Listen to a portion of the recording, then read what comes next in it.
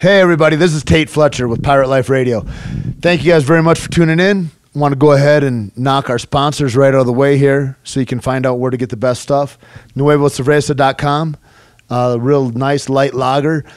You might have heard about it, seen it on Joe Rogan. That's what he loves to drink during his podcast because, never fills you up, but kind of gets you that buzz on. Guys loving it, man. A lot of great feedback from that. Check them out at Nuevo Cerveza on Twitter or Instagram or at Nuevo Cerveza. The website is nuevocerveza.com. Also, in Santa Fe, New Mexico, or if you're just looking for different workouts or what's happening, UndisputedFitness.com. Undisputed houses strongman programs, CrossFit programs. It's the first Caveman Coffee Cafe is housed there, and 10th Planet Jiu-Jitsu in Santa Fe. 10th Planet Santa Fe, we've got newly promoted black belt. Ruben Rivera is running things. Newly promoted brown belt Nate Harris is down there holding it down always, and we do stick fighting on Sunday if you guys are into real savagery, and that's where I got my first taste in martial arts, was with Arlen Sanford. So UndisputedFitness.com, check them out. Undisputed Fitness, or it's at Undisputed Fitness on Instagram and at Undisputed Fit on Twitter, I believe. Also, Deuce Gym.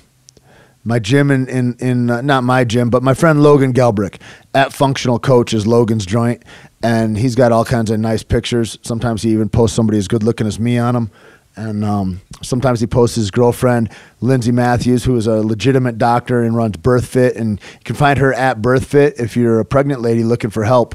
BirthFit's a great program that Lindsay developed and deals with postpartum, deals with kind of the event that giving birth is, which is that to me, that's like a fight. Like, I can't imagine what wrestling an 8-pound human out of your body is like, but I would think that a bitch would want to be prepared for that. And that's kind of what Lindsay does with BirthFit. So you can find her at BirthFit or birthfit.com. Anyway, I don't know how I got onto BirthFit because I'm not pregnant, nor am I intending to be. But anyway, that's what happens also at Deuce Gym. Deuce Gym, at Deuce Gym. DeuceGym.com. DeuceGym.com is really a place I like to go all the time because there's always inspirational blogs, man. My friend Logan, he writes some of the best stuff, like little insights that he has. When you're thinking through the day and you're like, oh, that's a cute little idea I had. I really like that. That's really smart. Well, Logan actually writes those down, and then he fleshes them out, and it's some beautiful inspiration there. Check him out, DeuceGym.com, and also great workouts and all that kind of shit. Right across from Whole Foods on Lincoln if you're in the area. You can also pick up Caveman Coffee products there. Logan also does a fish oil, actually, O Nutritionals, originalnutritionals.com or at O Nutritionals on Instagram or Twitter.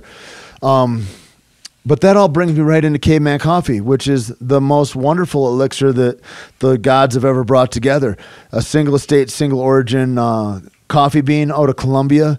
We also have some specialty roasts in Ethiopian, which is really good, and we're featuring a roast from Brazil, the saber-tooth roast, which we just came out with, which is my goddamn favorite. It's so good, man. And we pair that with butter and MCT. I do a little Himalayan sea salt in it. I like to mix it up sometimes, and I'll throw some cacao in there.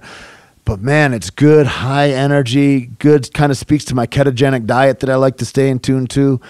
And, cavemancoffee.com. Or you can find them at Caveman Coffee Co. on Instagram. And hit them up.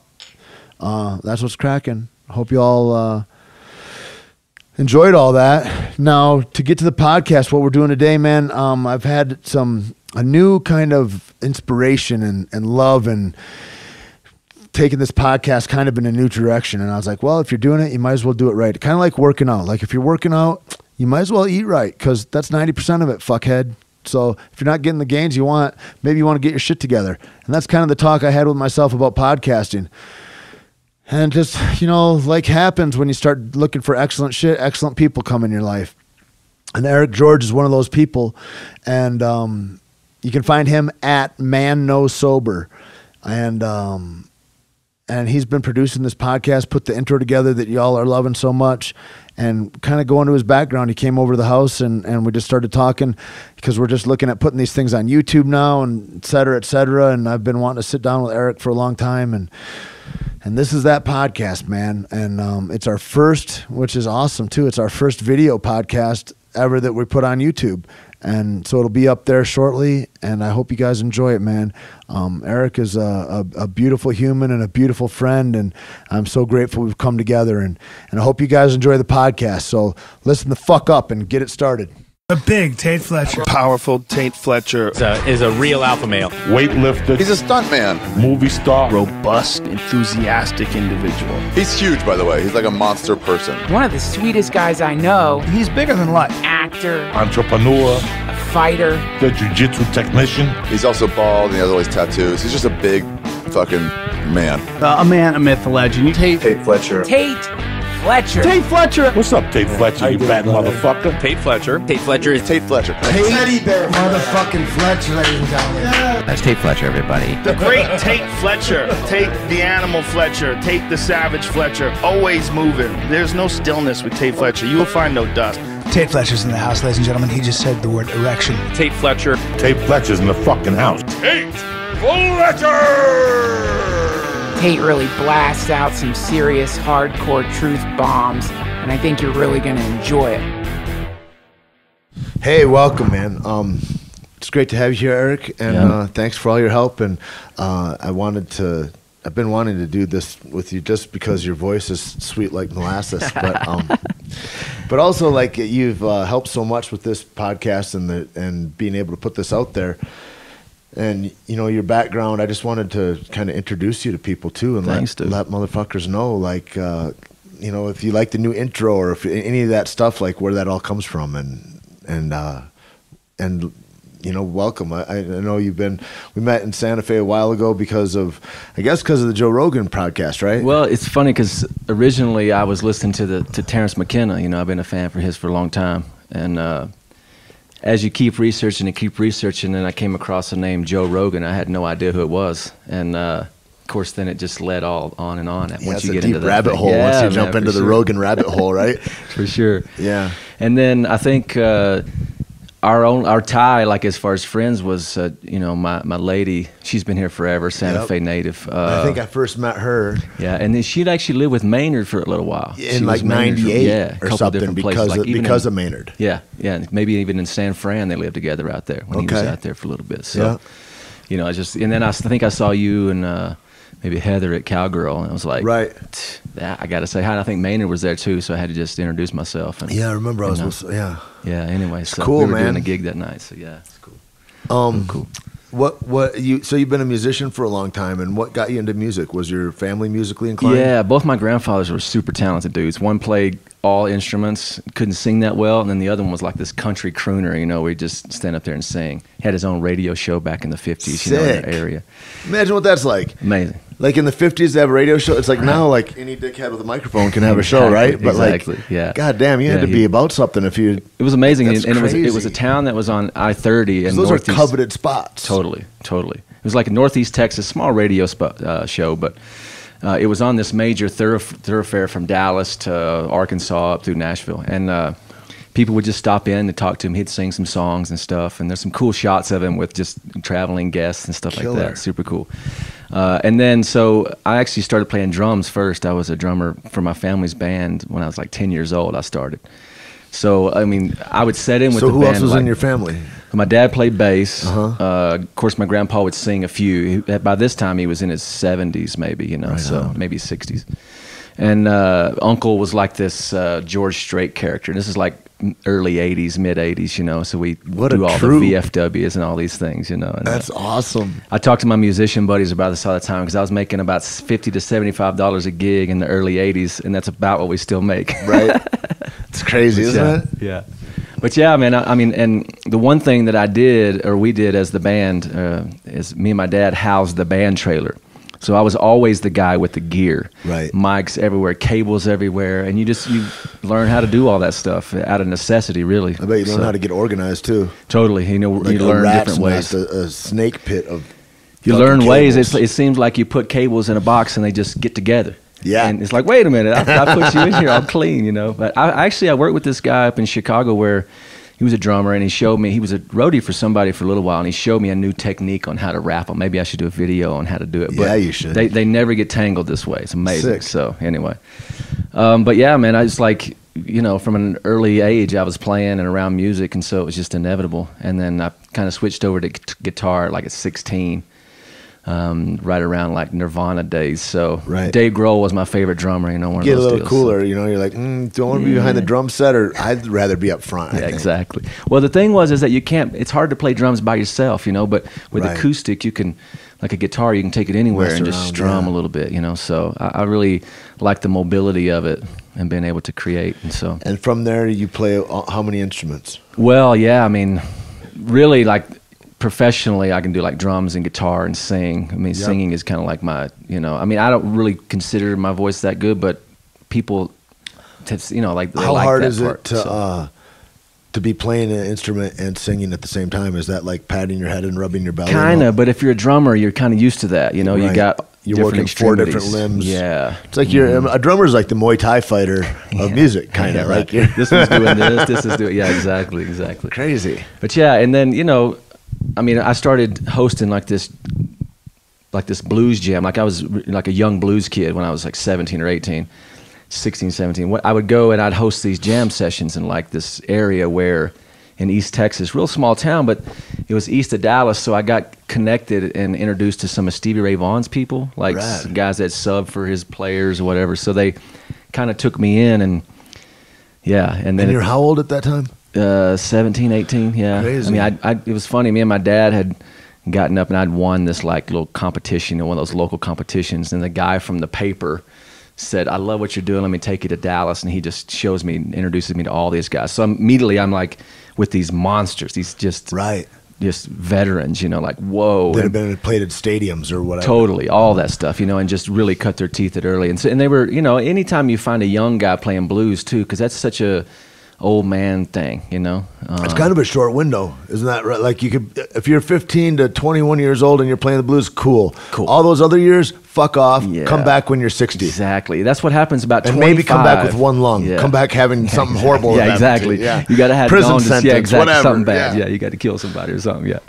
Yeah. There's that thing where right at 25, when you turn, you realize that there's just a whole slew of monsters out there that just play real well. So at that point, you have to find your own voice and figure it out. And when I was like 18, I went to the Navy, right, which was real strange. But I'm from it's a crazy town. thing coming from like where you just get exposed to all these guys that have really broken through to where you're playing a guitar on the front porch kind of at the VFW hall.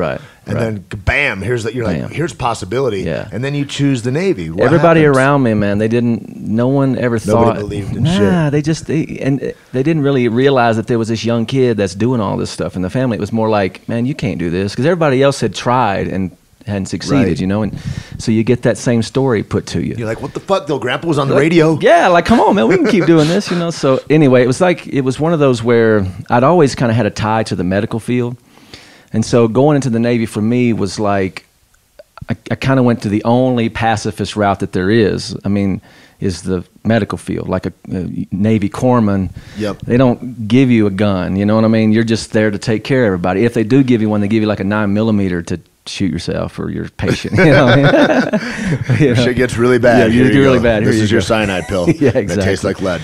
Yeah. So, and all that Geneva Convention stuff was set up to sort of protect, you know, the medical field. Medical but, guys, you know, the responders. Nowadays, they don't Now we matter. just do a double tap drone strike on them.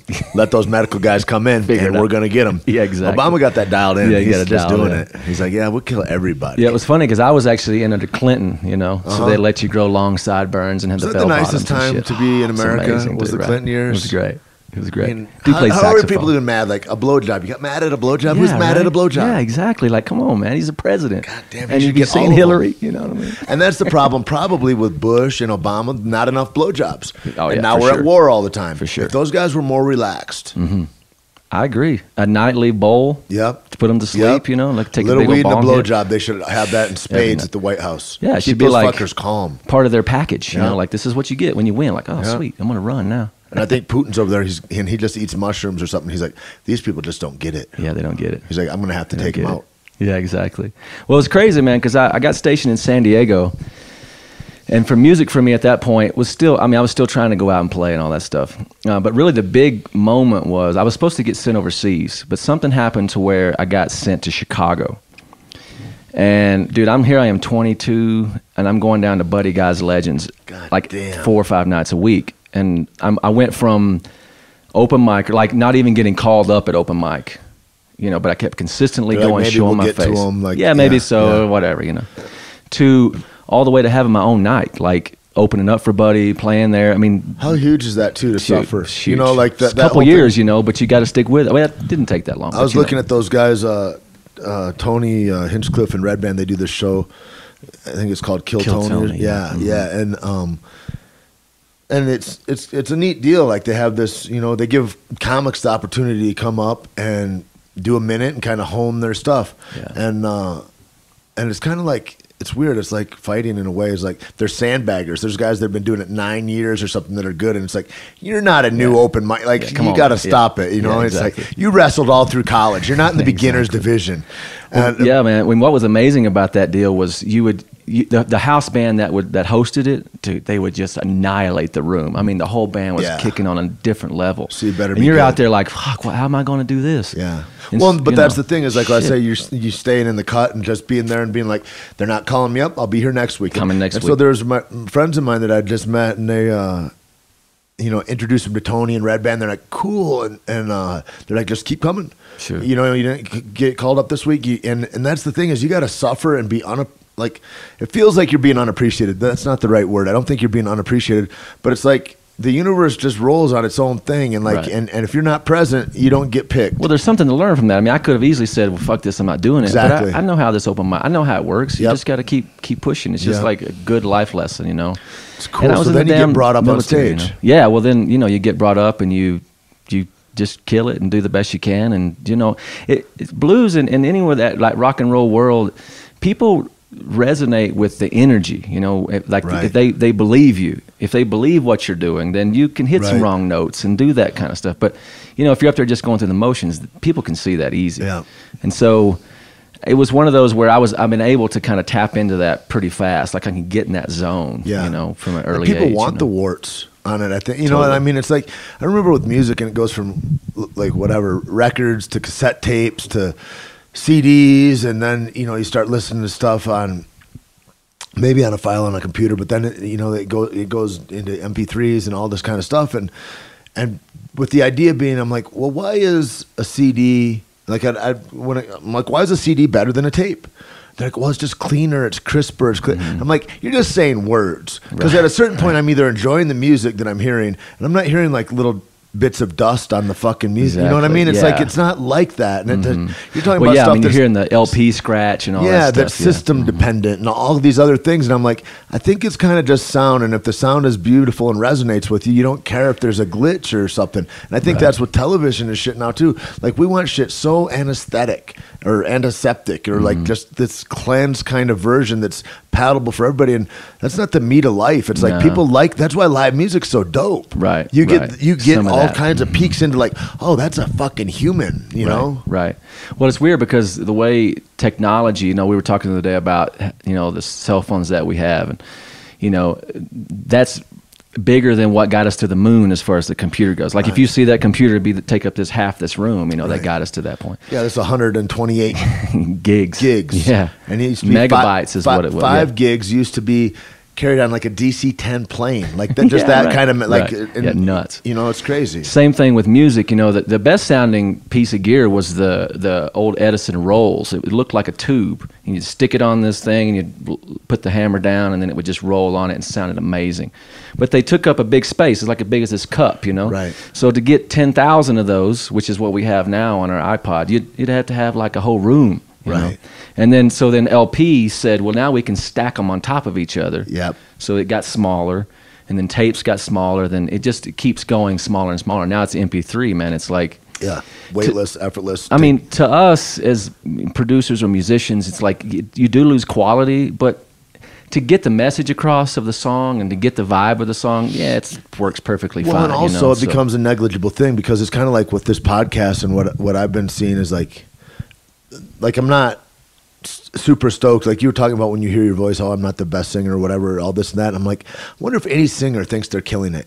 And if they do think they're killing it, they probably are dickheads. Yeah, exactly. You know what I mean? No one It's talks kind of like like that, yeah. that kind of thing. And like when I hear my voice, I'm like, Oh, are you fully retarded, Tate? Like what? Like it sounds Right. like it just sounds so aberrant to me. I'm like, ugh. It's brutal. It's However, hard to listen back. Like yeah, I never for sure. listen to these podcasts again unless somebody's like, "Hey, you said this." I'm like, I don't think I would say that, and I would go listen, and I'm like, yeah, I didn't say that, but you know, except that in that, like, if I got called up and they're like, in a court of law, Tate, I better listen again. But other than that, I'm not listening again. Yeah, you know, and exactly. the thing is it becomes you're never going to do it perfectly, Right. And so just fucking put it out there, however you can. You know, Well, it goes back to that emotion thing. Like if you're telling a good story and you're just being truthful and honest with your emotions and letting people into, you know, the perception is you're doing awesome. All these people are doing awesome, but they're just like us. They have bad days, good days, frustrations. You know, they doubt my things. mustache you know. isn't always waxed. Yeah, exactly.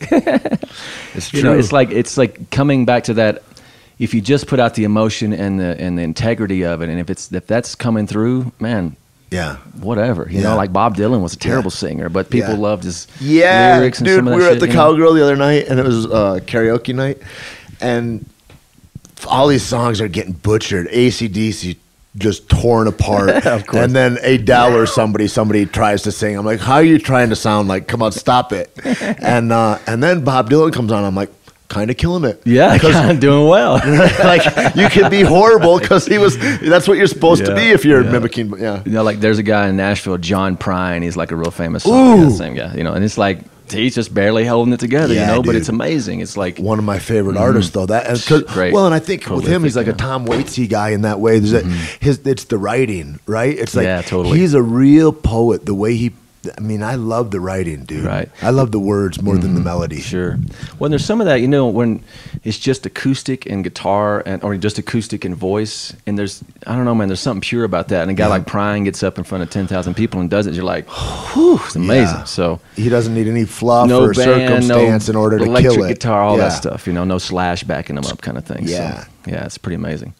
That's dope, man. That's a different kind of confidence, I think, too, where you're like, yeah, no, I'll be good on this, or you're a perfectionist to the point where you're like, I don't want anybody to fuck it up because here's what I want to express, and if you put your flavor in it, it's going to change the taste of the stew. Right. Well, but you know, like a guy like Prine, I mean, one of his biggest songs was that "Angel from Montgomery," which Bonnie Raitt did, and all these. I mean, it's pretty cool. I would assume Did to he do a hear somebody collabo doing with her it. too? I'm sure at some point, but I think later. Exactly. But she just heard the song, and she's been touring, man. She was touring with like Muddy Waters and Willie Dixon, some of these amazing old blues artists when she was really young. So she's been playing on the road for, gosh, now probably 40 or 50 years. Jesus. You know? Nuts. Tiresome. She was one of those young, hot, like crazy blues artists that was like, what is she doing? This is crazy. You know, Energy, it was man. so odd to have Think about a lady that, what in it that takes world, to, especially being a lady, everybody trying to fuck you and all that shit. Like that's it's got to be harder. I don't envy a woman at all. It's got to be.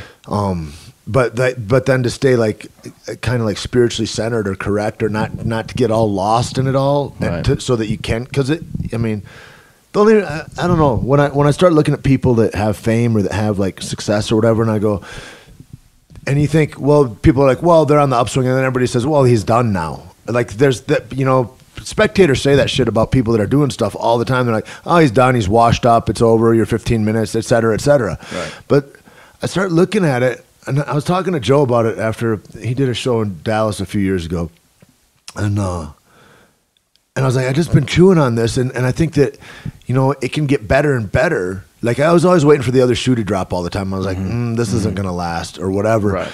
But goddamn, you know, then it keeps getting better, and I'm like, if you just keep yourself in the right place and you keep really staying around people that are telling you the truth, and you keep kind of, you know, trying to break your ego down in whatever way that is, do something scary every day, all these different tools that I use, it could go on forever. The problem is you get some goddamn huge amount of money or whatever, or everybody's saying, no, you're doing great, no, even when you're sucking, and or you're hurting other people, and nobody like that's the part where you end up shoplifting at, you know, Totally. J.C. Penney or whatever the fuck that Winona Ryder did, or whoever, you know, whomever. It's like you get into these places where it's like you fall apart, Well, I think that especially for or you live with the Kardashians, and then shit gets funny, and then you're gonna try anything. You're either overdosed and end up in a whorehouse somewhere, and through no fault of your own, or you die of cancer, or you fucking got to. I mean, to walk in shift and stilettos, become a woman. like that's bravery right there. Just Be walking hard, the damn especially thing. what is he got to weigh? Bruce has got to be 180 pounds anyway. Right, those That's ankles. a lot of weight He's in working there. out those ankles.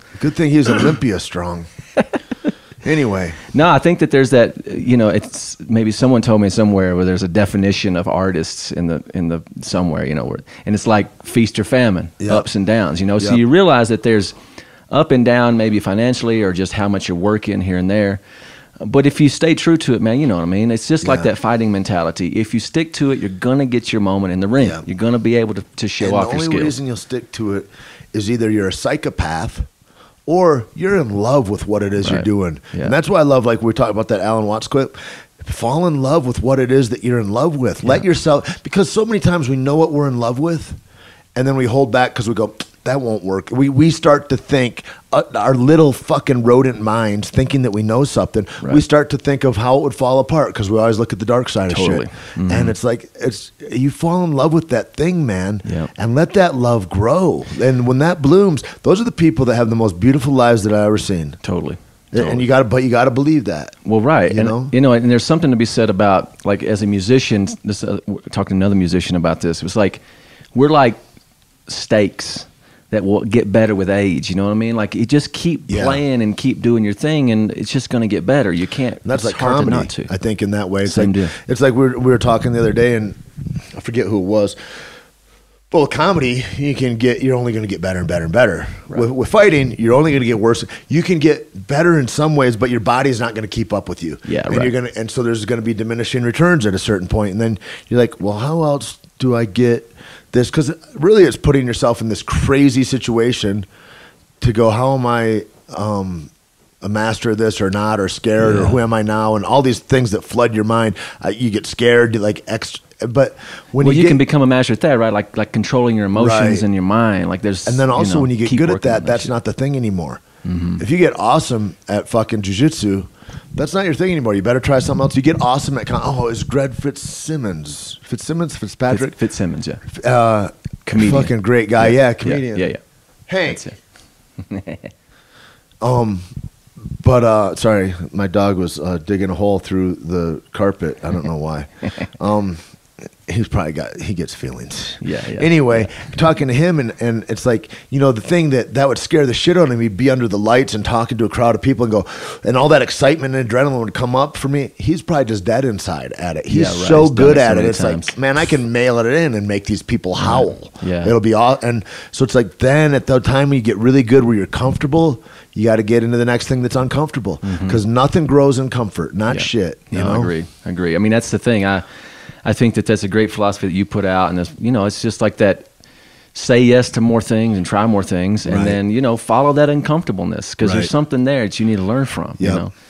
If you feel scared about something or doing something, Yeah. Well, because then the thing is that, growing up and feeling like you're at odds with the world is one thing, but being a grown adult and feeling that way and not seeing where you can be comforted by the world is like a different thing. And so it's like the more I go into discomfort is what I feel like. And I go, and you live there and you sit there long enough, you're like, there's nothing to be scared about here. Right. There's not, Right. and This is all but my I've got to mind, put myself in all those different spots, because that ego rebuilds itself instantly. It's a motherfucker. It's almost like a virus, like a staph infection or something, like a resistant strain of staph. That's like, it learned about this antibiotic, and now it's resistant to that. Now you've got to Right, keep man. throwing No, new totally. shit at it, man. Well, And I think that's the same way with, following, like if you're having a bad day and just following that path and that rabbit hole and going down just Right. negative thought after negative thought, dude, it Right. can build up, and you're like, fucking want to kill you. You know what I mean? Like that's what Exactly. leads to that. One kind of my negative shit, teachers, he says, the first thought's going to pop in your mind, Tate. He goes, you're not responsible for the first thought. He's like, but how you stroke that thought into the second and third and fourth thought, that's on you now. Yeah. Now you got choices about that. You don't have any control over whatever pops in your head, but you got control over what you water while it's in your head. That's a great one. Yeah, You know? absolutely. It's huge. Those lessons, man, are huge. Huge. I only get those Huge. lessons through despair, unfortunately. That's why I got to write a book. Yeah, exactly. Well, I think we still only get them through despair. You'll just be like, oh, I remember reading that book. That dude was right. You'll look at that reflexively and be like, yeah, okay, yeah. Well, that's what's great about, like these conversations and podcasts, like this kind of knowledge or this kind of, it's like a philosophy, that you can explore throughout the rest of your life, and these are challenges that seem to bridge gaps between all kinds of fields, like fighting or musicians, even like medical doctors. What I kind of been trying to come up with this like thesis statement on: is there like common ground in success? Do they all, like successful people, do they have like all the books that we see, like 7 Habits of How, like that kind of thing? Is that shit true or what? Yeah. And is that the same for a basketball player as it is a golfer, as it is a musician, as it is a businessman? Exactly. Yeah. And man, putting yourself out there seems to be the first and foremost thing in uncomfortable situations, and overcoming that, and sticking to it, is a big thing. Yeah, the discipline. Being a relentless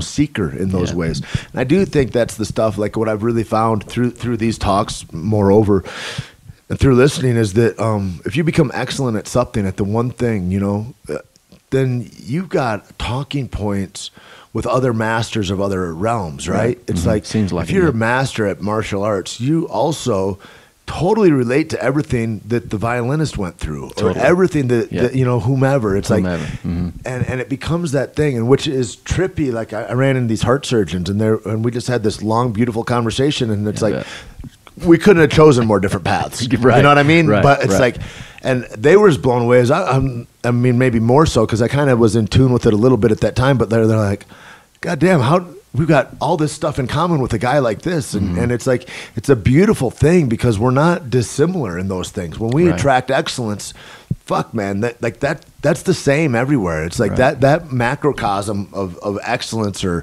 ability is like mirrors everybody else's that's in whatever field they're in. It doesn't matter. Right. Well, I mean, to be a basic surgeon, just a general basic guy, it's 15 years worth of school, To be a heart surgeon, it's tons more, So I mean, like if an artist or an entrepreneur or anyone puts that amount of time in every day, going to medical school, going to like all the things that they have to do, sheesh, man.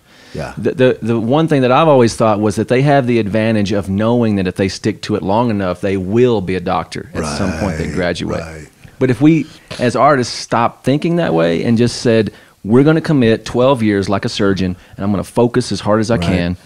I mean, then it's up to, you know what I mean? Like, one of the differences I think too with being a surgeon is like, why do people do that? Or whatever. And a lot of it is like, well, my dad was, or like, there's all these other reasons, right? It's not like my passion is to open up the arteries of the heart for guys that have heart. It's not like, that's not like a passion of anybody's. Like, I mean, it can be like where you nerd out, but I feel like that kind of nerding out on the body is like, it's kind of like the way my mom would like to pick zits when I was a kid, and or something like that. It's like, that's like a.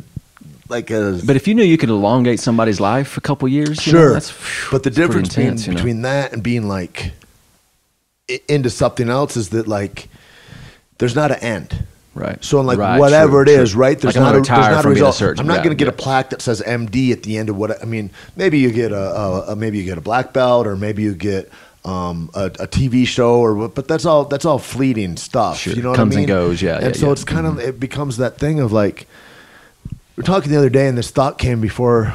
It was when we were talking with Dwayne and Keith, and I was driving to meet those guys, and I just started thinking about, there's so many things that get twisted up in how we say it, and like guys are like, I gave my whole life to this, or I gave my whole life to this relationship. I can't believe it's always in a defensive posture and kind of aggression, like I want it to pay off. I want it to be better, whatever. And I'm like, I think that it seems dramatic at the end of it, whatever, to me. Sure. And dramatics seem silly and unmanly. But also, I look at it and I think you should give your whole life to everything. And what is your whole life? And your life is this moment.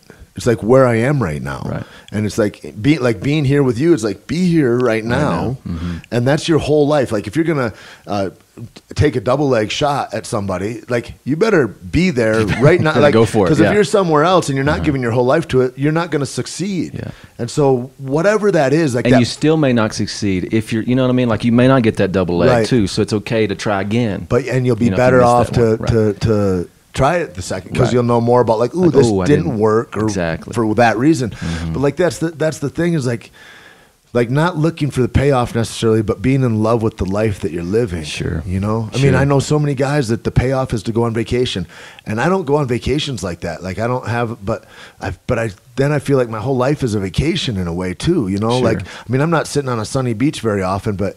And they are twice a year, no matter what. Mm-hmm. But and it looks great. I'm like, fuck, I'd like to do that. But I'm also not like I don't have vacations. angry Get at it my done. whole life throughout up until that time. Right. Well, and you know, kind of going back to that gig that you got in Hawaii, you know, with Jurassic World. Right. It's like, because I did a 10-day trip to Maui for one 30-minute radio show. So right? sick. 10 days, and everything was paid for. It was like, but Yeah. those are the vacations. Yeah. Like I'm getting paid to be here, Yep. and I'm hanging out. So yeah, it's like.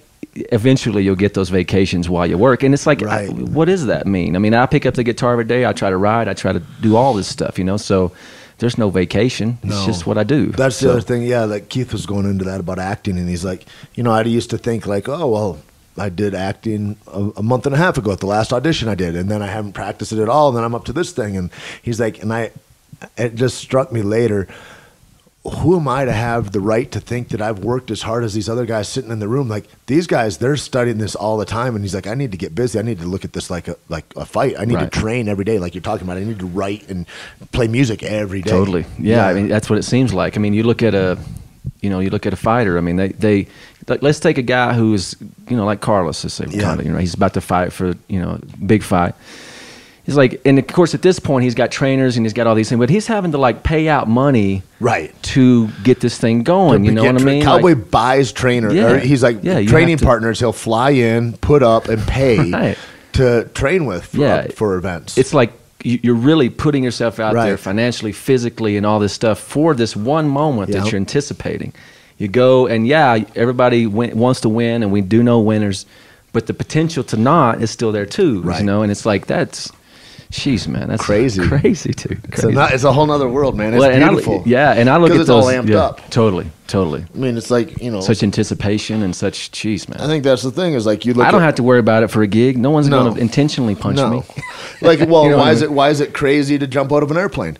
Because you're like, the consequence seems pretty steep, you know, and it's like that kind of thing when you 50-50 start here, you ramping know? up your consequences for the thing that's getting you off. It's like fucking, you know, you're Yeah, on a man. balancing act there. Yeah, man. I mean, when I'm on the ground, I probably could say, yeah, I could go up there and jump. I know. As soon as I'm up there, like, what? Dude, I was on the Lone Ranger on that set, and the trains are maybe they're 20 feet or 15 feet off the ground. They're not like terribly Not high, crazy, yeah. right? And then we got porta pits that dudes are falling into as they get shot. And a porta pit, you know, these are like 2-footers, so it's like 2 foot of cushion that you're falling into. And everybody's flipping different, somersaulting, you know, all the ways you see guys die in movies.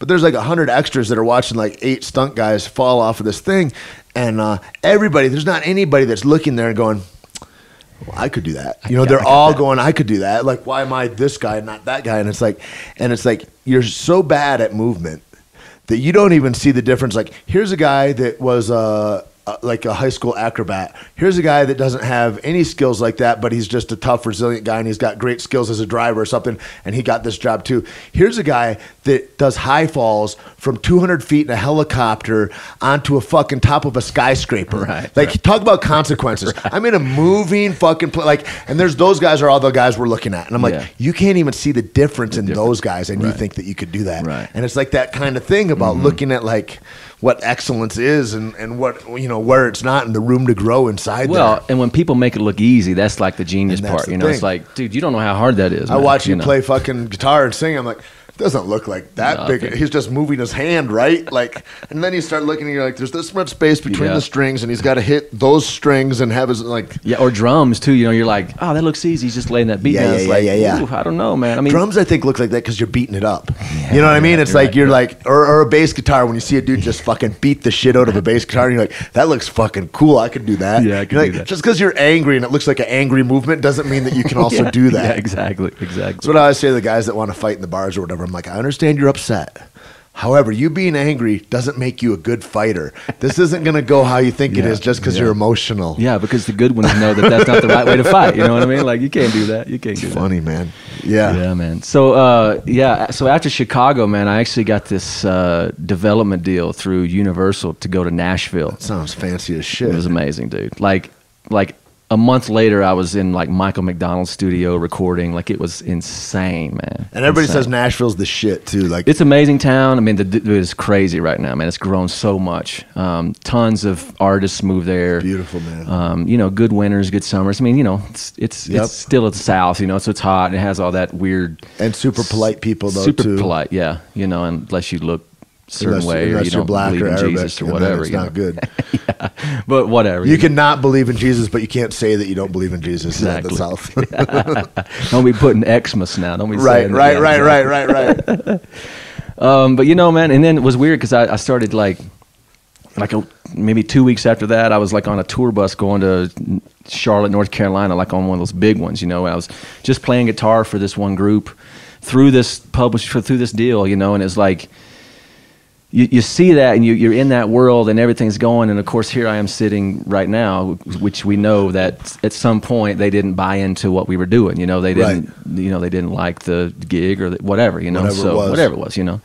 So at that point, again, you just say, well, this is over, fuck this, I'm out, you know. But you realize, just like that steak mentality where you just got to keep going and keep pushing because, you know, you're only going to get better. You just keep writing and keep working. What else are you going to do anyway? Because if what I am is a musician, if what I am is like an artist, like I'm going to work in a machine shop now? Right. Like, no, I'm going to be an artist still. Like even if I'm working in a machine shop, my off time, I'm going to be doing my thing. Exactly. And that's where that sort of ups and down, feast and famine comes from. You know, it's like you just got to figure out how to ride that, you know, physically, mentally, you know, in your world, you know, and just keep going. I mean, there's no end to it, really. Yep. You know, so I don't know, man. It's like, it's a trip, you know, because when you're on the other side of that, you know, you start, like you were saying, well, there's a guy whining about this or that. And shoot, man, I'm like, are you talking about me? Because I feel like that sometimes, like, because you know, you play in front of 100,000 people. And you feel that, and you see what that feels like, and you're like, whoa, this is insane, you know? Yep. All the way to a club down the street here in Santa Fe where you're playing for, you know, Gary Blackchild and the bartender, you know what I mean? Like nobody's in front of you. Right. But at some point, I think I started... Not that Gary's not anybody. Yeah, Gary. We value you. Yeah, yes, thank you, Gary, yeah. Dancing his ass off, you know, anyway. But that's the thing is, like, I saw a little meme on the internet today, and there's like... Even if it's not about the audience, it's about what you're doing. So you just keep killing it. There's a little boy playing the harmonica, and his cat's just looking up at him, and he's on the stoop in New York somewhere or whatever. Exactly. And it's like, you know, it's seeing, like I saw Jono and whoever that dude is, Chris from the Spin Doctors or whatever, huge band through the 90s and all that. They played to 15 people or something here, and it's like it's just like that. It's like you're either loving what you're doing or you're.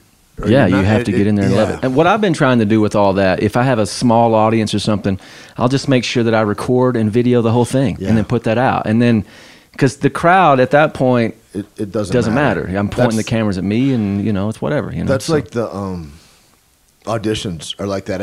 I mean, I hear guys that would like to be actors. I don't really think of them as actors in a way, but they're like, yeah, I just hate the auditions or this or that. And it's like the audition is kind of the only deal. It's kind of like.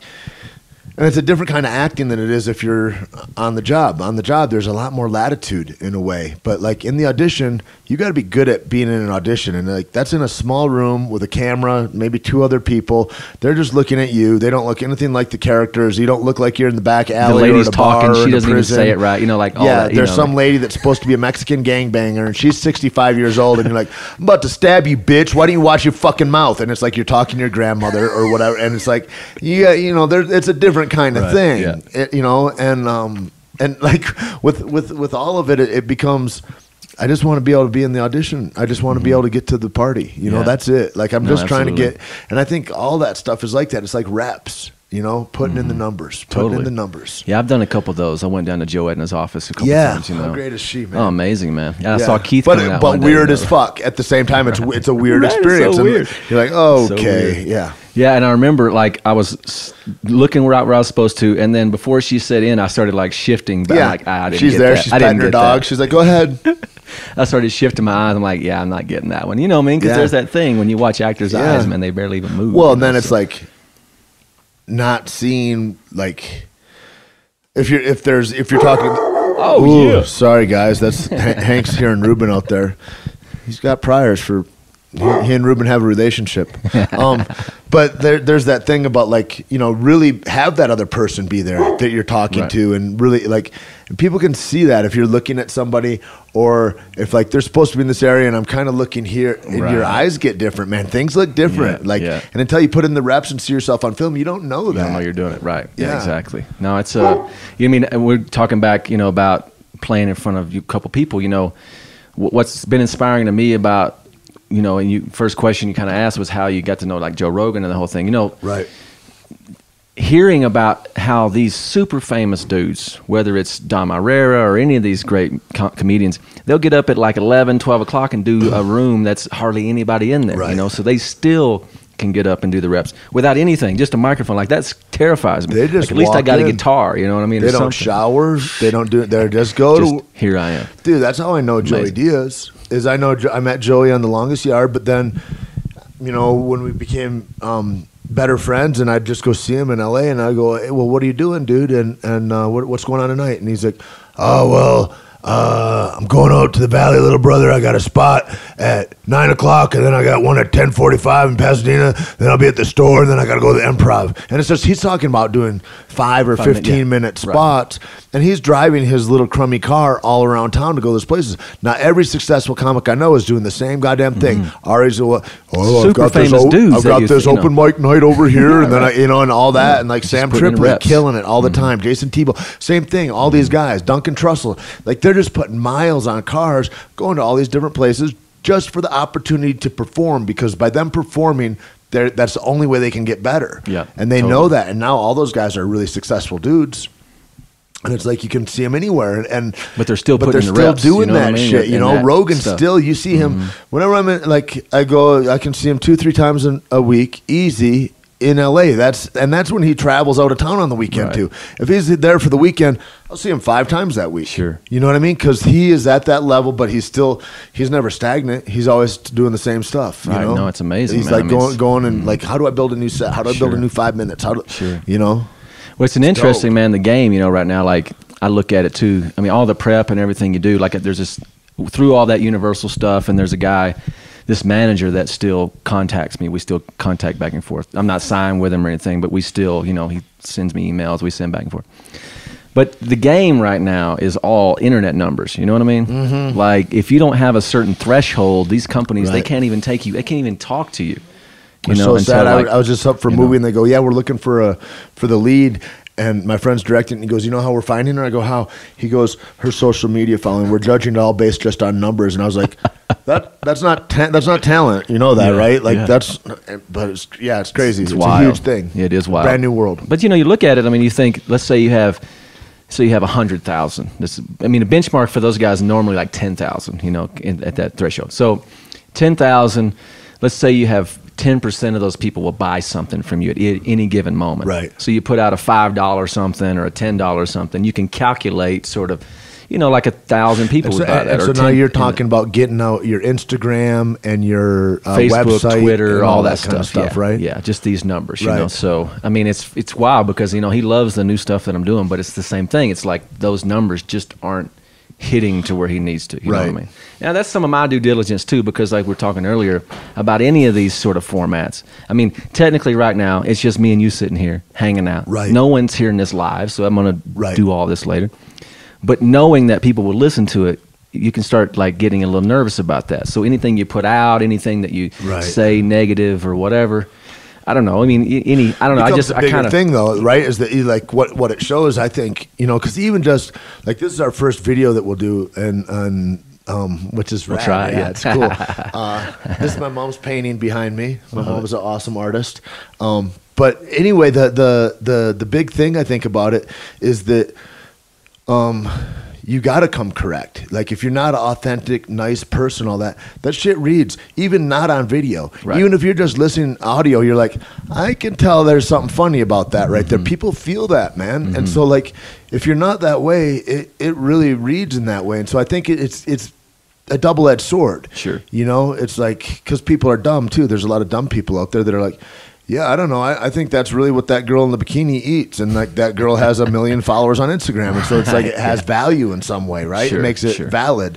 But for anybody that thinks a little deeper than those things, it's like I don't get worried about what I say necessarily, because I don't have any problem apologizing if I'm wrong later, and also I'm not trying to hurt anybody. Right. You know what I mean? I'm only trying to, right. like, my whole thing is like how can I be helpful to the most people possible? Right. And like when my mindset changed, like I remember I have stuff like this right now with Caveman Coffee and people down there, and everybody wants to get paid. Sure. At the end of the day, everybody wants to not have to worry about their fucking phone bill getting paid or not. Sure. Sure.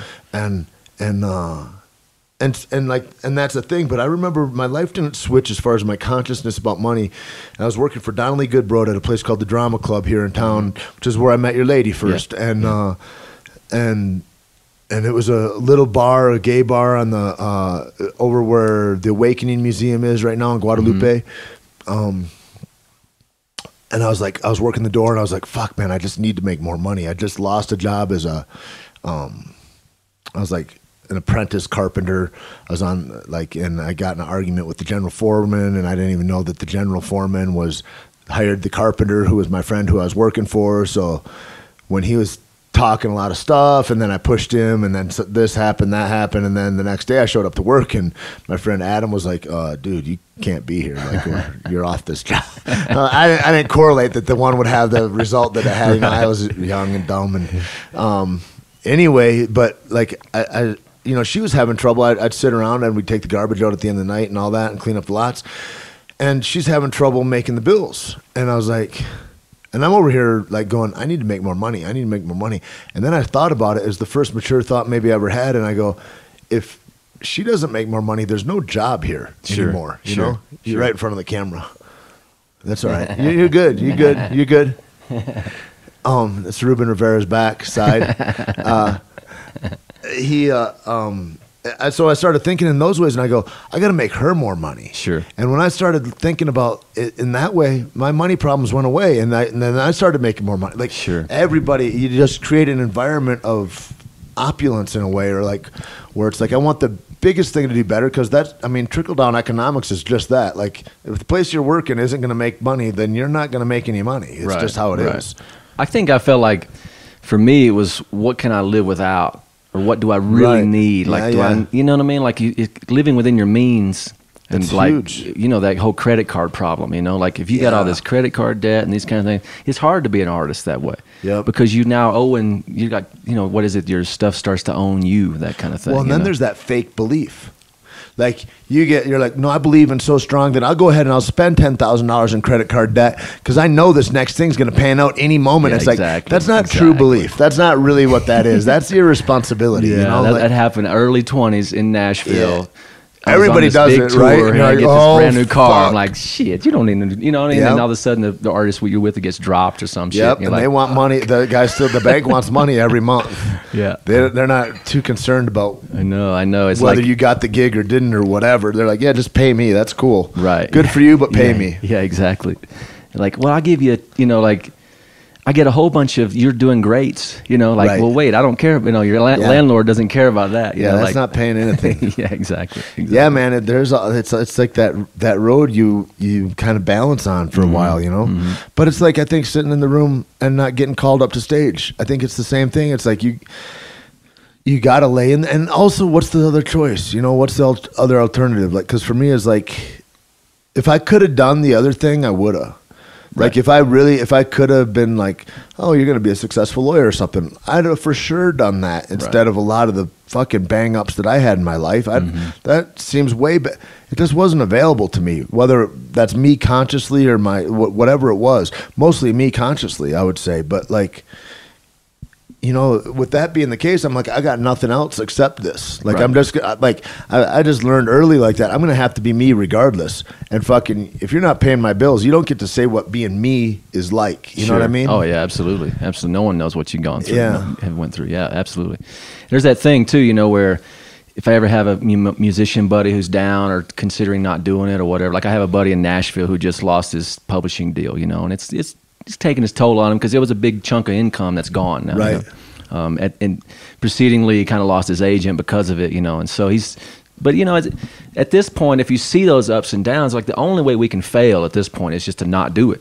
Right. So that's not an option at this point. So we're just going to keep going, you know. And it's like you're going to write better songs, and everything's solid. And at that point, now he's starting to get like a person that knows how to do video. That's kind of like his roommate now, and so they can put out a lot more output and stuff. I mean, it seems like if you just stick to it, people like that kind of story, man. They want success and they want to help you, you know. I mean, of course, I'm sure there's at some point that they all want to cut you down. Sure. They don't want to see you succeeding, but that's not your friends, you know. Right. And that mentorship and those people that, you know, you and need even in your the life, friends you know? that, I mean, everybody's trying. Like, I see that in the comedy field a lot, too, because it's such a close-knit community. But, like, or in gyms, you know, and people are like, fuck, why'd that guy get a shot and not me? Fucking, I beat the brakes off that dude in practice, and fucking he got called by the or whatever. Like, and it's not that dude doesn't like that guy, or like, but the human psyche, like that whole thing, like we're fragile, sensitive motherfuckers, and like dudes go. So even dudes sometimes that are like, oh, fuck. It's not really about the other guy so much as, you know. It's just. And you just got to believe and be strong. That's why I love looking like, you know, a lot of the role models are guys that I see how they walk, you know, and like, I really, like John Dodson is really like that so much. No matter what, he's fucking smiling, man. You know?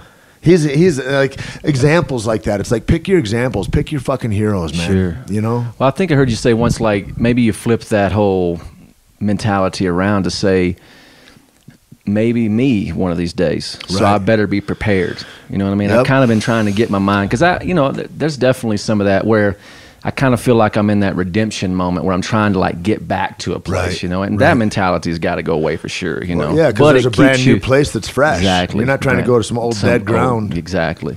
But it's like you see your buddies doing it, you're like, he's doing it. Come on, man, maybe me. I just got to prepare myself and keep going, you know. This is the thing I know, is that possibility comes to every man. There's fucking possibilities that happen all the time. And that happens, those opportunities come up all the time to everybody, and they're continually going by the river of life. Right. Right? Always. Always. But I'm not always prepared for those opportunities when they come by. And when that happened a couple times and it stung me, and I was like, I'll be fucked if I'm not prepared, man. Sure. I'll be if I don't have whether it's like you're a comic and you don't have a body of work that's good and authentic and it bites people, like, or whether you're a fighter and you're well skilled and you're marketable and you like all that kind of stuff, or whether like, you know, whatever it is, however it is, it's like you better be prepared for the party you want to go to. Well, because a lot of times you're not even dressed right, motherfucker, and you're mad that you didn't get invited to the party. Yeah, exactly. You better step up your game, homie. Well, it seems like that with the fighting world, man. I mean, if you step into that world, eventually you're going to get a chance to show your skill. You know what I mean? It's just inevitable. I mean, somebody's going to come Especially you along surround yourself in the right place, right? You go with the best trainers in the world. You go down to Jackson Winklejohn MMA, and you're down there, and you fucking are there, and you grind out for 10 years. Guess what? Something's going to happen. Like, you know what I mean? Those guys are going to be like, I got a guy here at 45. Yeah. Because what happens in that world, like, I don't know what fans think, but like, Joe Silva will call around and be like, do you have a guy that is available and at weight right? They'll call, like, if somebody gets hurt or something, they'll call to other gyms like that. If it's not like a title fight, there'll be always a contender that's ready. But like at those lower fights, I know 4 guys that got into the UFC that way because they just happened to be fucking ready, and they were at the right place where the phone call came in, and they'd shown the coaches enough to go, yeah, I'll let that dude carry my banner. The same thing. I mean, if that same guy would have been like, well, fuck it, I didn't get called. I'm going to go take a vacation. Dudes with sour grapes, negative attitudes, they don't ever fucking shine. He's not going to be ready. He's going to be like, well, shit, I'm not prepared for that. Yeah, man. It's definitely. And then the trick is after you get asked to the party, ooh, now your whole vibration better raise. If you suppress it and you try to stay down here and you fucking keep shitbag friends, or you do whatever the fuck is, you got funny personality quirks that you don't take care of, your ego gets out of control, any of that shit, you're fucked. You don't get the second party. You got to now raise your whole vibration up to another level and go, and that's how we grow, man. That's the evolution of a human, man. That's totally right there. Well, it's the big thing in, like, you know, in musicians, I'm sure it crosses all kinds of planes, but you know, being like a big fish in a small pond versus this, you know, a big fish in an ocean of whales, you know, like that was that Chicago stuff, man. It was like you surround yourself by guys who are pushing you to be better and showing you what excellence is. Dude, you can't help it. Show me anybody that has been like, because some people are like, I'd like to be a big fish in a small pond. I like this small pond that I live in, and it's all. But show me somebody that's moving people. Right. that's doing that. Show me somebody that you're like, yeah, that dude inspires the fuck out of me. Like, there's not those guys that we look to. You know, it is the people that throw themselves into the ocean and are like, Yeah, man. maybe I get swallowed up, because we all know what that fear is like, and we all know what it's like to go, oh my God, he's really trying to swing into the big leagues. Right. You know, Yeah, it's a totally. huge thing. I mean, it's like being the champion of your local regional MMA event versus like you're the champion of Pride back in the day, or the UFC, Sure. or whatever it is. You know, Sure. it's like that's different playing fields. You know? Absolutely, man. You test those skills, at a different level. Yeah. It's like, Yeah. I mean, and there's something to be said about going, and I mean, no one wants to fail, but it's inevitable. You got to that play you're going big to, though. If so you go learn something from it. if you want to just have some mundane shit and do average shit, and you need that fucking whatever the thing is that you're like, I've decided, and I blame it on, well, I got kids, I got to do it, or I got this, or I got to do it, or I got that. Like, whatever your thing is that you're blaming on for not attacking your life, awesome. I get it. Like, and don't let your kids hear that that's an excuse that you use, because they're not going to learn to shine very much. But Yeah, right. the thing is that, like, if you're going to get in the game and you want to be in the game, like, don't be a spectator and don't just fucking look at the game and then have critiques about it. That ain't shit. Right. But get in the big game. Go all in. Swing at the big leagues. And Sure. and then when you go in, even when you fall, you're way better off than everybody else that stayed home. Mm-hmm. It's like your growth is exponential, and that helps all those people. Like, everything in my life I look at and I go, how is it going to help other people? Like, is playing small going to help anybody? Is it going to help me, my mom, my friends, my community, anybody that I don't even know that sends me letters? Like, who's it going to help? Right. It doesn't help and anybody. fear seems to hold you there, in Yeah, that for like, sure. mentality. I'm just like, fuck it, man. Fuck it, man. Well, again, how are you going to fail at this point? You just keep trying. And the other multiple thing things, is, for me, is like, I'd rather kill myself. Like, I've got such a self-loathing when I don't try that I can't stand it. Right. You know, I mean, it's really like, it's almost like a psychopathy kind of. I don't know. It's not good. I know what you mean, It's, man. I've been it's there. that I feel thing in me that is like, I'm not ever impressed or satisfied with what I've done, and I need it to be better. Right. Like, I always need it to be better. I need it to be more powerful. Do you think that there's ever a moment that somebody gets it? I don't. I don't think so either. Me and my wife were talking about that last night. It was That like, old punk rock line about like satisfaction is the death of desire. That's rung in me ever since I was a kid and I first heard it, and I was like, fuck yeah. Like, I'm just never like, it's like there's brief satisfactions here and there, and when I say that stuff, people that don't get it are like, well, that's not a life of contentment or happiness or this or that. It's like, my life is so fulfilled, it's at the fuck, I can't imagine. I've got to overflow it all the time. I've always got to hit the release valve. That's how full my life is. Sure. But I'm never satisfied with what it is. I've always got to push higher. Right. Like, I just seen I've been releasing a couple videos, and my buddy just sent me one the other day. We're kind of pushing each other back and forth, like, come on, man, I got one. You got to get one and push. That's the thing Keith says all the time. He's like, you're a sum of the 5 people around you. Right. Watch who the fuck those people are. Totally. Well, there's that thing of like, especially as a musician or as a songwriter, you're like, okay, there's this song. Now I'm so happy about it. It's like, well, what's next? You got to, there's another one coming. Well, that's like, we see it too. Even at excellence, even at people, you're like, holy shit, that dude's on MTV or whatever the thing is, and he's the flavor of the day, and it's like, he never made another song again ever. Right. He just thought he could quit? It's like, weird, right? Yeah, exactly. But that's that thing that feels so good to succeed. It feels so good, and that's why it scares me, I guess, is it can feel so good to succeed at those levels that if you think that that's the thing that you're doing it for, you get lost, and it becomes a real detriment to succeed in that way then, because then you're like, oh, now I'm stopped. I retire. It's like, now you're fucked. Do you think that, like, because when I look back at maybe this, I don't know, I don't want to call it a syndrome, right? But there's this 20 feet from stardom sort of thing. It's a great documentary about all these the backup singers, and they're just like 20 feet away from that main microphone section, and so I kind of had some of that while I was in this development deal. I was just playing guitar with this other group, and then while we're trying to get the thing going. So you see these big crowds, you see the bus, you see all this stuff, but that's not your bus. That's not your crowd, Right. And there was this one time. You're going to lunch where they want to go to lunch. Yeah, It's not where you want to go, that kind of shit. Yeah. So, trying to get back to that. And again, maybe what you said earlier is right. You're not trying to get back. There's new ground to be had. Brand new ground. It's totally, like, and that's the thing, is like being in that mystery of going, that's the problem, I think, is thinking that we know where we're going is a horrible problem. It's like, everybody says that, well, pick a destination. Yeah, pick a destination, but know that you're probably not going there. Well, but then some other great thing will happen on your way to that thing. Isn't that the thought though behind manifesting? You know, you're trying to like envision what your best day looks like, and then try to like work the puzzle to get. Right. But again, it's never really going to look like that. You know, yeah, it just could be a and glimpse all that of stuff something. too. Like somebody just said, you should read this book, The Secret, like it was some brand new shit or something. I just got a Facebook thing the other day, and I was like, yeah, like how is that? I'm like, how new are you, bro?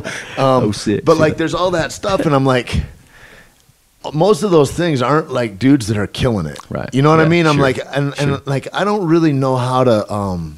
It'd be like one small piece of the puzzle. Yeah, It'd be I'm good like, to know. Like, hey, I hear all but that stuff, it's and I not let all that everything, stuff ring in my head about manifestation and all that stuff, and I can kind of get glimpses of like that pulling the future into the present kind of thing. Mm-hmm. But I don't know that I've worked it all out in my head yet to go, here's what it does. And I don't think those people have either. It's kind of like we're all reaching towards that same place. Like when you read those books about like 7 Habits of Highly Successful People or something, there's a plethora of those books out there, right? There's probably somebody that made an 8 highly 9. There's, you know, like I just got to get my own. I got 3-minute abs. And, but it's weird, but there's laws of the universe that are out there that are at play that fucking are a goddamn mystery to us. Yeah, man, for sure.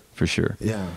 Yeah, I think that there's that. I mean, like The Alchemist is another one that people bring. Great, It's a great book, man. I mean, there's like this, like 4 Have you read obstacles. any of Paulo Coelho's other books? Yeah. I haven't really. I tried to read a couple others, but then none of them really engaged me. Not the way like that did. one. No, that one's amazing. The Pilgrimage, I think, is another one. Is after that. But yeah, I mean, there's something to be said about, like, there was these 4 obstacles that he talked about. Where it's, you don't want to hurt the people around you to get your success. But anybody who really loves you and cares about you wants that for you. They want you to be happy and motivated. Well, and where's the thing you're going to be able to be the most helpful at? It's, not sharing misery. Right. It's showing greatness. Right. Well, and that's the thing too. We were, you're saying like showing your kids, like, I got a son and I want him to, I mean, I guess it doesn't matter if he's proud, but there's something to be said about me at least trying, like you're saying all the time, like, I just need you to try, man. Just I putting got in an forth argument with this effort, guy on Jason Ellis's show a couple weeks ago, and it was,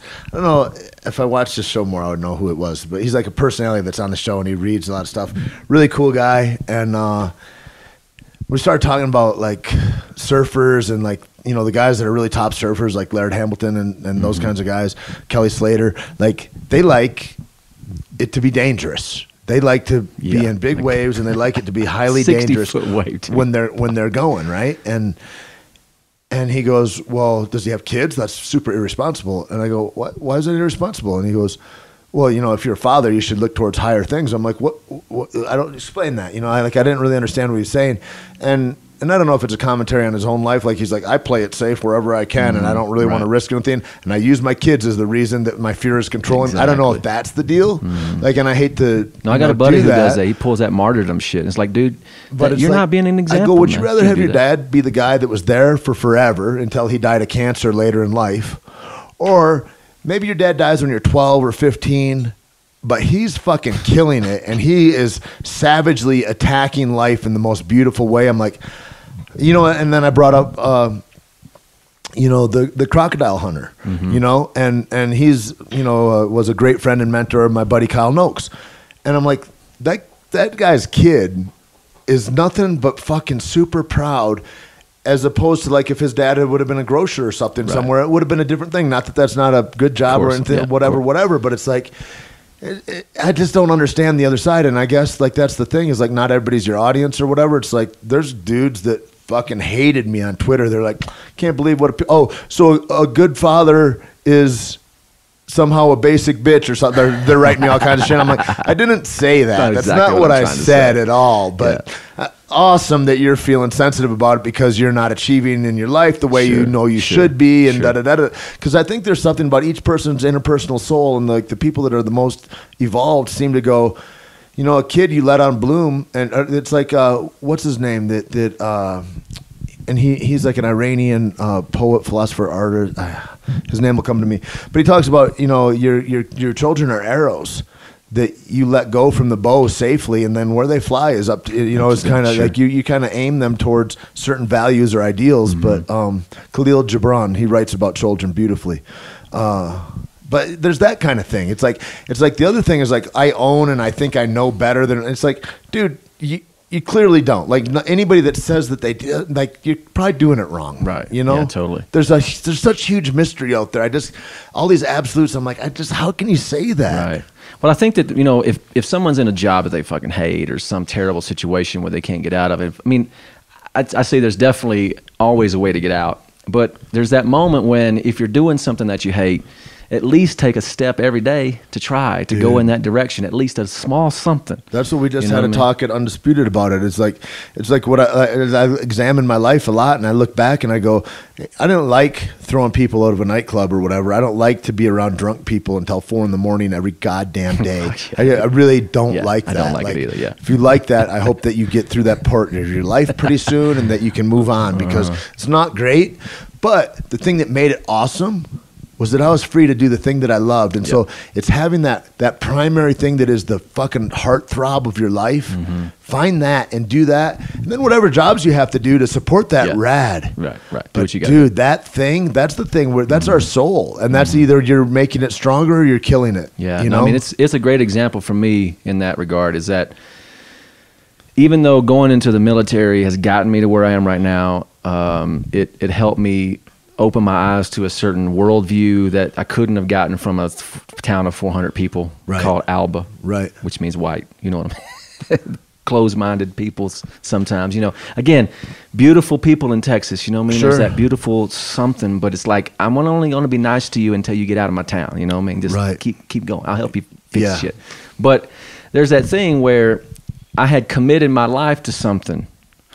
Instead of giving 100% to music, or let's say just like 75%, and then doing some job on the side for money, I had taken something that locked me in, and I was committed to that. Yeah. For example, there was this guy named Otis Clay. He was like a Sam and Dave kind of guy, where, you know, it's an older guy who amazing musician. And the band leader had asked me, and I was only like 22 at the time, said, we want you to be in the band. We want you to go on the road. And I went to this rehearsals, and first gig was going to be like this tour with Aretha Franklin and all that. This is before Nashville. But I couldn't go because I was in the military. I had like another year left on my, or a couple years, you know. So it really serves as an example to me that I had specifically committed my life to something that I wasn't passionate about. Yeah. You know what I mean? Yeah. In a way where I signed a contract. Signed a contract that with said, the goddamn if government. you leave, you're going to go to jail. You know what I mean? So you can't go. Yeah. So it seems to be like exactly what you're saying. Do what you love to do, and then if you got to find a job where you go clock in or do something, then go do that. But and whatever make it is. sure that you it's not going to be awesome. You don't. It's not going to be comfortable. Whatever. It's and if you're having to put in 40, 50, 60 hours a week, look, an entrepreneur with a new business is probably going to put in 80. So shut up and get to work. 180. Yeah, exactly. But you know, there's that little step every day. You know, just take that. I think it's an important thing you just said too, is that the thing you commit to is that soul dream. The thing you don't commit to is the job that's fueling that soul dream, right? You can't put your name and go, okay, I'll do this for the next that's a tough thing, man. Yeah, I mean, and some people will kind of use the excuse like, you can't let what you're doing define you. But it's like, man, if you're committing your life to something like 40 hours a week or whatever, you know, I mean, I feel like it becomes what you are in a lot of ways, you know? Totally. Because if everybody's talking about football around the water cooler every day, eventually you're like, well, I might as well learn about this football thing. You know what I mean? Whatever it is, your environment changes you for sure. I agree. For sure. No, I agree. I think that there's, I mean, I love the message that you're putting out, man. You know, just. I love the help, man. Fuck, it's good to have you on the team, dude. Man, for sure. And I can't wait to do more. And I guess we'll get packed up and get cleaned up and find out when we're going to go and do this next thing. But appreciate it. This is our inaugural podcast that's going to be videoed. Yeah, some video on television, YouTube, the new TV. All right, love you all. Thank you very much, and thanks to man. Thanks for being here. Thanks for being here.